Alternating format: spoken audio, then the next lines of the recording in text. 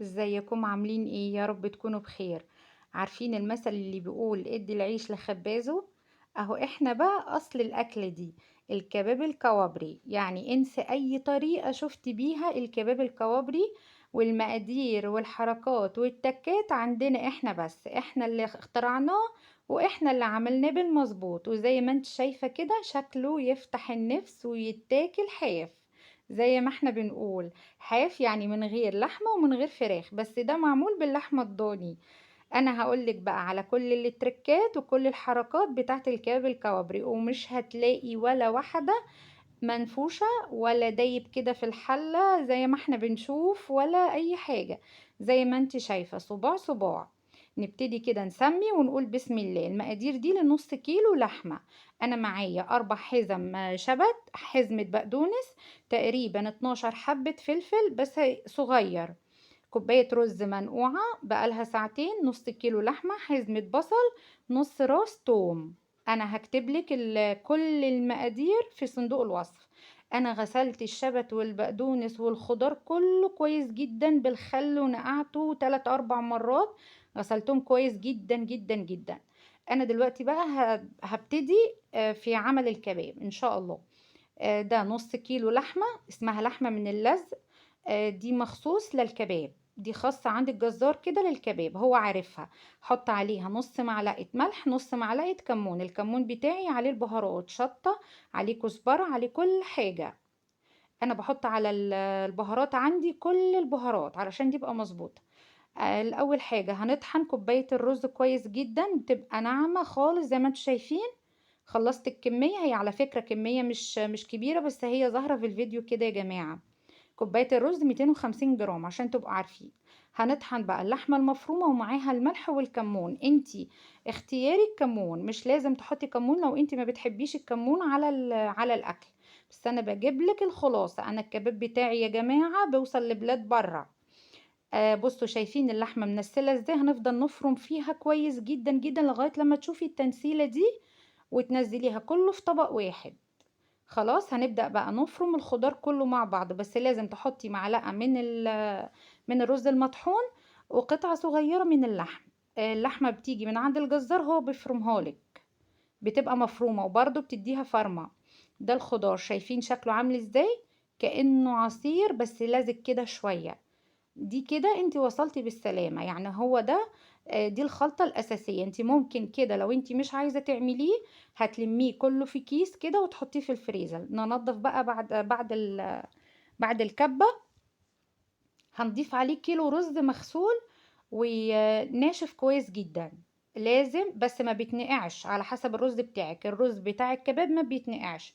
دول معلقتين سمنة، ربع معلقة ملح، وهنحط بقى نص معلقة فلفل اسود. طبعا الفلفل الاسود بتاعي انا قلت لكم قبل كده ان فيه بهارات، دي نص معلقة صغيرة. السبع بهارات، السبع بهارات برضو بيبقى فيها بهارات كويسة. هنقلب كل الخليط ده كويس جدا. واهم حاجة في الرز، في ملحوظات هكتبها لكم في صندوق الوصف، هتلاقوا تحت الفيديو على طول كلمة المزيد، افتحوها هتلاقوا كل الكلام، بس انا مش حابة ان الفيديو يطول اكتر من كده. هنقلب كيلو الرز مع الخلطة اللي احنا خلطناها، شايفين بقى عامل ازاي؟ لازق شوية. انا عادة بحطه نص ساعة في التلاجة يشد، احنا بنقول يسمغ، بس علشان خاطر الناس اللي هتشوفني من كل بلاد العالم، فانا بقول لكم هتشد شويه. انا هوريكم بصبعه ازاي. باخد قطعه على حسب ما انت عايزه، انا عاده بصبعه كبير يعني على حسب كف ايدي. انت لو عايزه تعمليه صغير اعمليه صغير، مفيش مشكله. بصوا انا بصبعه ازاي، هو طري علشان انا لسه ما حطيتوش في التلاجة.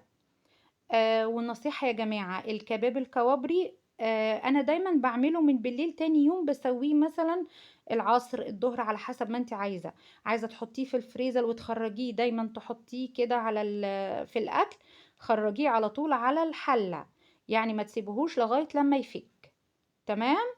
ما ينفعش الكباب تسيبيه لما يفك وبعد كده تحطيه في الحلة، لا هتلاقيه رز بيتاكل بالمعلقة، مش مصبع زي ده كده. خلاص. انا وريتك بيتصبع ازاي. هحطه بقى في التلاجة لتاني يوم. تعالوا بقى احنا دلوقتي تاني يوم هنسبك لتسبيكة الكباب. تسبيكة الكباب ما بيتحطش عليها توم، انا ما بحطش عليها توم خالص. يعني في مثل بيقول ايه، كل دار وليه مدار. دي عندنا احنا في الشرقية. خلاص انا حطيت معلقتين سمنة بلدي، انت عايزة تحطي اي نوع سمنة مفيش مشكلة، ما عنديش اي مشكلة، بس اهم حاجة ما تحطيش زيت. كباب ما بيتحطلوش زيت خالص. انا كنت مقطعة بصلتين كبار تقطيعة صغيرة كده بس على ايدي مش في الكبة، بيبقى ألذ واحلى. حطيت عليها ربع معلقة ملح، معلقة شطة، بس لما البصل دبل شوية، ما بستناش لغاية لما البصل يتحروق. يعني بلاش الحركة دي يا جماعة، بيخلي طعم الكباب وحش جدا جدا. تسبيكة البصل، البصل ما بتقلاش للكباب، طعمه مبقاش حلو ابدا. فانا هفضل اقلب كده مع الفلفل الاحمر او البابريكا زي ما انتوا بتقولوا، بس احنا بنقول فلفل احمر. خلاص لغاية لما ياخد اللون. بعد كده انا معايا كيلو ونص طماطم بس مصفية البذر والقشر، ما بيبقاش لطيف ابدا ابدا مع الكباب، هتلاقيه كده البذر طالع على الكبابية وشكلها وحش خالص. فكده الطف، هنغطي عليهم لغاية لما يتسبكوا زي ما انتوا شايفين كده. هتلاقي السمنة طلعت لفوق والتسبيكة لتحت. وما تنسوش تظبطوا الملح، في ناس بتقول عليه حياء واحنا بنقول عليه نحدق الحاجة، نحدقها. يعني انا كده قلبت التسبيكة وفيها ملح، الكباب فيه ملح، الشوربة فيها ملح.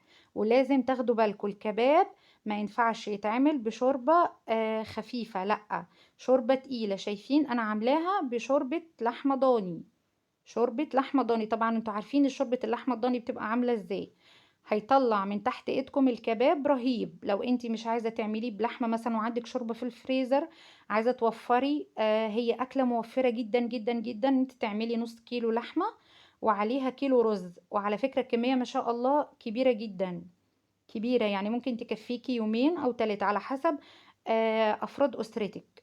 انا بوريكي ده دهن ضاني في قلب الشوربة، انا بستنى لغاية لما تفور وادوق الحدق بتاعها او الحياء زي ما انتوا بتقولوا. شايفين ده الكباب بقى تاني يوم، هو لونه اخضر يا جماعة وتحفة.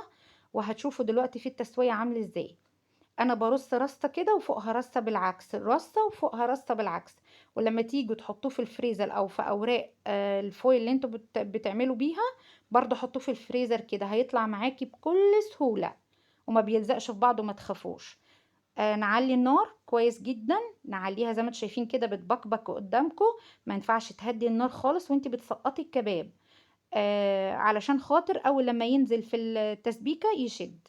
شايفين انا رافعه الكباب لغايه فين؟ يعني انا نزلت صباعي كده، عندي عقلتين من صباعي تحت كده، شايفين؟ يعني الشوربة بتاعت الكباب مش مغرقاها لفوق زي المحشي زي اي حاجة تانية، لأ، لازم ده يبقى ليه مقياس. ده هيقعد ساعة على النار زي ما انتوا شايفين كده، بس انا ده 5 دقايق الاول يتكتك زي ما انتوا شايفين كده يبقبق. هنقلبه بايدينا، نهز الحلة كويس عشان خاطر يبقى متساوي. بعد كده على اصغر نار عندك، يعني العين اللي انت بتعملي عليها القهوة، وطي عليها خالص، هدي عليها النار تماما تماما. بعد كده هتسيبيه ساعة، ساعة كاملة. شايفين هو كده لسه مستويش قوي، لسه شوية. بالمناسبة يا جماعة، الرز اللي في الكباب في ناس بتنقع الرز، لا غلط. الخضار اللي احنا بنعمله فيه كمية مية بتخلي الرز تقريبا مستوي 30%. شايفين الكباب بقى بعد لما طلع بقى عامل ازاي؟ شكله يفتح النفس، كان خطير خطير خطير. يعني عايزة تاكلي كباب تعالي كليه من تحت ايدي. انا الكباب بتاعي بيطلب وبيسافر بلاد بره عشان تكونوا عارفين يعني. وما شاء الله ما شاء الله، دي هبة من عند الرحمن. يعني انا ده مش تكبر ولا حاجة، والله دي هبة من عند الرحمن. الاكل نفس يا جماعة، الكباب ده بالنسبة لنا دي اكلة العزومات، والاكلة اللي بتسافر بره. اي حد بيجي من القاهرة من اي مكان بيطلب مننا الكباب مخصوص. في عزومة عندنا، لا احنا عايزين كباب مش عايزين اي اكل تاني.